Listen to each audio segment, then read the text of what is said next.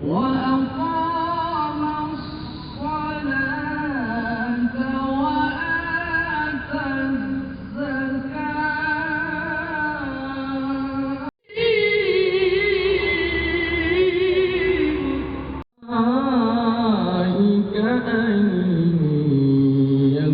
Marilah kita dengarkan bersama sambutan Gubernur Aceh sekaligus karena atas nama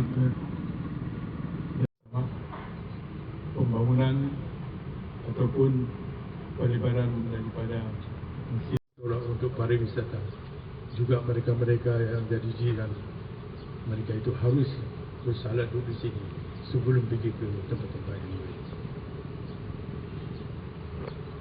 Sesuai dengan harapan itu, maka pada hari ini akan memulai pekerjaan pembangunan daripada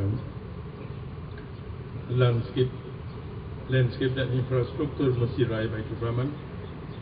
Dengan pembangunan dan pengembangan ini, insyaAllah masjid ini nantinya tidak hanya berfungsi sebagai rumah ibadah, tapi juga menjadi pusat berbagai kegiatan Islam di Aceh dan di seluruh Nusantara.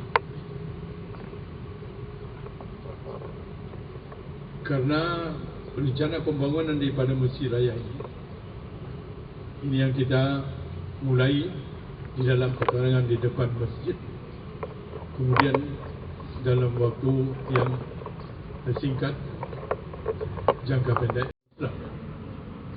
sebuah department store juga akan kita bangun. La ilaha illa anta subhanaka inna kunna minadh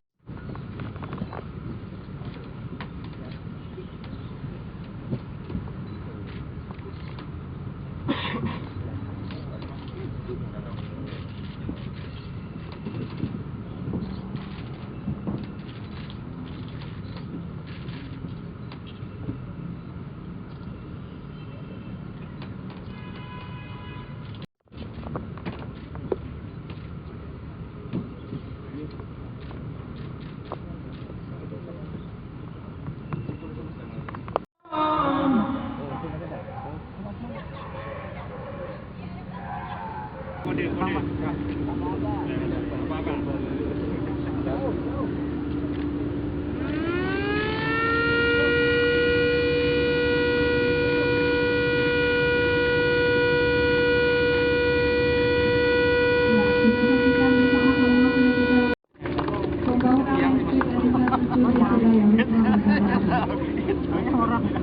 Sama aja kayak